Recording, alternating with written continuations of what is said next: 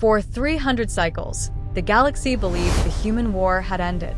Their blue world had burned, their fleets had shattered, their colonies had gone silent one by one, crushed beneath the iron advance of the Vorlith Dominion, a species bred for conquest, engineered without fear, without pity, without hesitation. Entire civilizations had surrendered at the mere sight of a Vorlith battle moon entering orbit, but humans had done something no one understood. They laughed. Even as cities fell, even as skies burned red, even as their final signals faded into static, the galaxy had watched those last transmissions with confusion. A human soldier bleeding from half his body smiled into the camera and said, "Tell them we're busy. We'll call back." Then the signal died. After that, silence.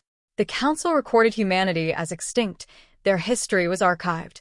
Their language became a dead subject in universities. Their weapons were locked away in forbidden museums, and Earth itself, declared a cursed graveyard. An O-ship was permitted within 10 light years, not because of danger, because of shame. The galaxy had watched an entire species die fighting for worlds that were never theirs. Even species who once mocked humans refused to speak of it. Then, 3 centuries later, the distress call began. It came from the outer colonies. A machine swarm had emerged from dark space. No known origin. No diplomacy. No demands. Only hunger. World after world vanished. Stations went dark in minutes. Fleets were dismantled and repurposed into more machines. The Council sent armadas. They were erased. They sent diplomats. The diplomats were recycled into raw material. Panic spread faster than light. Ancient alliances shattered. Borders collapsed. Species that had warred for millennia begged each other for mercy. And then, during the emergency session of the Galactic Council, a junior archivist made the mistake of speaking aloud. "What if we ask the humans?" The chamber froze. Several delegates hissed in outrage. The dead cannot save the living. But the archivist continued trembling. They fought impossible wars. They adapted faster than logic predicted. If even one survived, there are none left. Before anyone could continue, every screen in the chamber flickered. Static filled the air. Security drones activated. Lights dimmed. Then a voice echoed through the council hall. "Calm. Rough. Human. You people really wait until everything's on fire before calling." Silence crushed the room.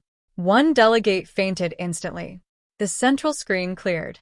An old man sat in a metal chair, wearing a stained jacket and holding a mug that read "World's okayest engineer." Behind him stood a window. Beyond it, stars. And hundreds of warships. Human warships. Impossible. The council speaker could barely breathe. "Why, you are extinct." The old man sipped his drink. "Nah." He leaned closer. "We were busy." The chamber erupted into chaos. Delegates shouted in 27 languages. Security drones scanned the transmission again and again, searching for forgery, illusion, cyber intrusion. Nothing. It was real. The old human scratched his beard, unimpressed by galactic panic. "You folks always this dramatic?" The council's speaker steadied herself. "Identify yourself." Admiral Noah Mercer. Retired twice. Called back 3 times. Currently annoyed. He turned his mug. Also on break. Behind him, officers moved across the bridge with terrifying calm. No panic. No urgency. No fear. The machine swarm had already consumed 14 sectors. Yet these humans looked mildly inconvenienced. A reptilian delegate slammed claws into the desk. "You abandoned the galaxy." Mercer blinked.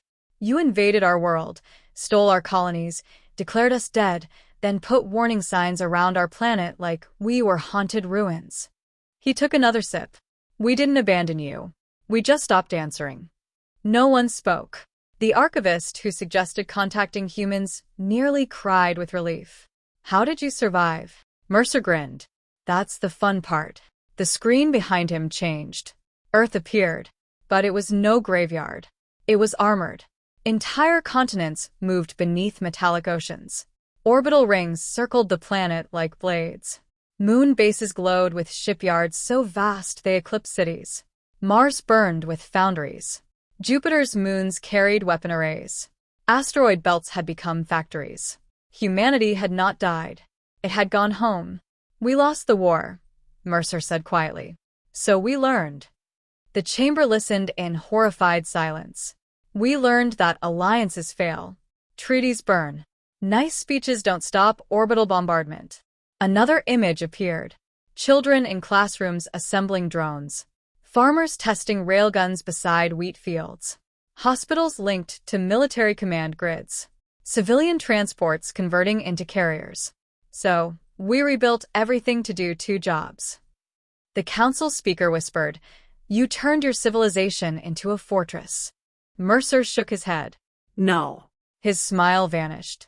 "We turned it into a response." Warning alarms screamed across the chamber. A machine swarm spearhead had entered council space. Live feeds showed millions of black vessels blotting out stars. Planetary shields failed in seconds. Defense fleets broke formation. Delegates began transmitting surrender offers. Mercer looked annoyed again. See? Dramatic. He stood.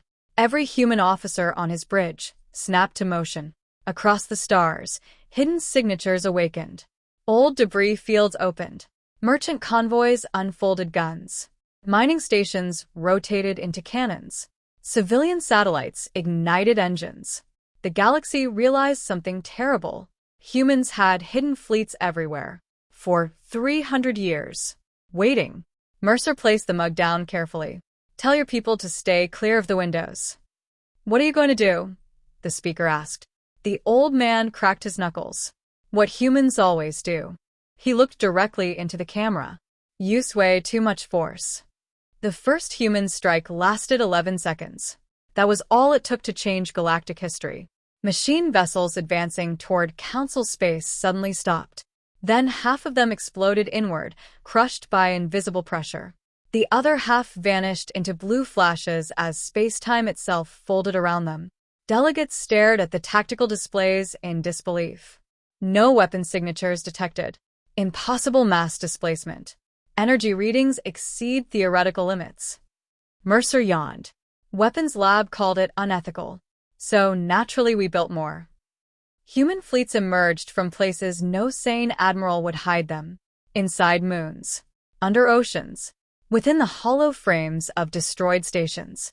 Even from cargo ships that had spent decades delivering food and spare parts across the galaxy. Everywhere the machine swarm turned, humans were already there. Like they had mapped the future. The machines adapted quickly. They always did. Nanite clouds formed shields. Boarding constructs launched in swarms. Captured warships were reassembled mid-battle. A dozen alien commanders panicked. Mercer smiled for the first time in years. Good. They learn. He pointed forward. "Release infantry." The council chamber went silent. "Infantry," whispered one delegate. "Against machines?" Then the feeds changed. Human drop pods screamed through vacuum like meteors. They slammed directly into enemy hulls. No shields. No escorts. No hesitation. Pods burst open.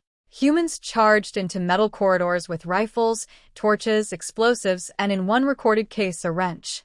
A machine titan nearly 30 kilometers long lost internal control after a single human engineer reached its core and began fixing things aggressively. Another feed showed a human medic dragging 3 wounded aliens while firing backward with one hand.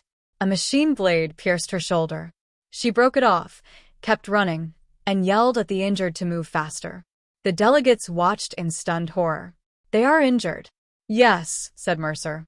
"Why are they still fighting?" Mercer shrugged. "They're busy." Then came the moment that ended fear. The swarm's central intelligence entered orbit above the council capital. A black sphere the size of a continent. It emitted a signal that disabled fleets, froze stations, and shut down every synthetic system in range. Ships drifted powerless. Cities darkened. Council members screamed. Even human support craft fell silent. The speaker turned to Mercer. "You've lost." Mercer looked almost offended. "Ma'am." He tapped the screen. "We're humans." The black sphere cracked. From inside it came music. Loud. Ancient. Human. Then thousands of lights burst through the shell. Tiny, unauthorized craft. Primitive. Manual. No AI. No network. No systems to hack. Piloted by human volunteers. They had hidden inside the machine flagship for hours, waiting. The sphere detonated from within. Fragments rained across orbit like black snow. One pilot flew past camera view, laughing uncontrollably. Another was eating something during evasive maneuvers. The machine swarm faltered for the first time. Mercer picked up his mug. Now they're confused. Confusion became collapse. Across every sector, machine fleets paused for 0.8 seconds. For most species, that delay meant nothing. For humans, it was an invitation. Entire squadrons accelerated beyond safe limits. Rail cannons overheated until barrels melted. Pilots ignored red warning lights, as if they were decorations. One human captain was heard shouting, "If the engine explodes before impact, I'm filing a complaint." He reached the enemy line anyway. The galaxy watched something even stranger unfold. The machine swarm had no concept of morale. No fear. No pride. No shame. Humans weaponized all four. Broadcast towers across space activated simultaneously. Every channel, every frequency, every sensor band. Human voices flooded the stars. Mocking machine logic. Taunting tactical failures. Playing terrible music at maximum volume. Showing endless replays of the flagship exploding. The machines began wasting resources trying to silence insults. A council scientist whispered in disbelief. "They are psychologically attacking computers." Mercer nodded. "Works on some people too." Then the final core of the swarm revealed itself. Hidden beyond a dead star waited a structure larger than moons combined. A forge world building endless replacements. As long as it existed, the war would never end. Alien admirals proposed siege plans lasting decades. Mercer rejected them all. No time. He turned to a younger officer. "Ready the old ship." The officer hesitated. "Sir, that vessel was never meant to survive the test." Mercer smirked. "Neither were humans." Hours later, one ship entered the dead system. Small. Scarred. Ancient. Its hull carried hundreds of repair patches and one painted phrase. "Hold my coffee." The council speaker stared. "That is your superweapon?" Mercer folded his arms. "That is a prototype driven by bad ideas and optimism." The old ship flew directly at the forge world while millions of machine guns opened fire. Armor peeled away. Engines burned. Chunks of hull scattered into space. Still it advanced. Inside, every crew member remained at station. Some bleeding. Some laughing. One was calmly making sandwiches. The forge world charged a planet-killer beam. Mercer finally stood straight. Here comes the impossible part. The old ship vanished. Not destroyed, gone. Then it reappeared inside the forge world's core. Every law of physics screamed. Sensors failed trying to describe it. Space folded inward. Time staggered. For one impossible second, the human vessel occupied places that could not exist. Then the star itself ignited. The dead sun awoke in a newborn blaze. The forge world, its fleets, and every machine signal in the galaxy disappeared instantly. Silence spread across space. Pure, clean silence. The war was over. The council speaker slowly turned to Mercer. How did that ship do that?" Mercer picked up his mug one last time. "No clue." He smiled. "We told engineering to make something impossible." He began walking away as alarms of celebration erupted across thousands of worlds. "What do we tell the galaxy now?" she asked. Mercer paused at the doorway. "Tell them humanity is still busy." The screen went black. From that day forward, no empire again called humans weak. No machine again trusted logic alone. And whenever the stars grew dark, civilizations asked only one question. Are the humans answering today? The end. If you enjoyed this story, don't forget to like, subscribe, and comment any feedback or mistakes below.